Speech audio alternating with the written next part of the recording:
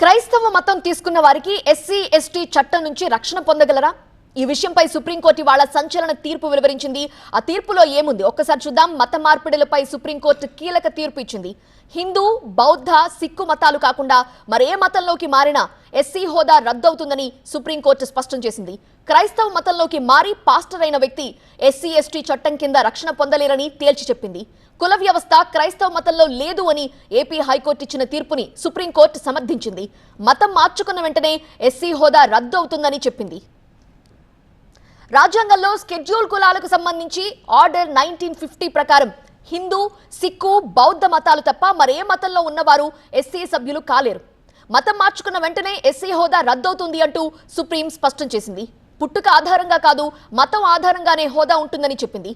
కుల సర్టిఫికెట్ రద్దు కాకపోయినా ఎస్సీ అండ్ ఎస్టీ చట్టం వర్తించదని తేల్చి చెప్పింది. సర్టిఫికేట్ ఉంది కాబట్టి రక్షణ కల్పించాలని చెప్పలేమని justice Prashant Kumar Mishra, justice N V Anjaria ధర్మాసనం తీర్పిచ్చింది. ఏపీకి సంబంధించిన ఈ కేసులో పాస్టర్ దశాబ్దానికి పైగా క్రైస్తవంలో ఉన్నారు, తిరిగి మారలేదు అని అర్థమవుతోందని వ్యాఖ్యానించింది.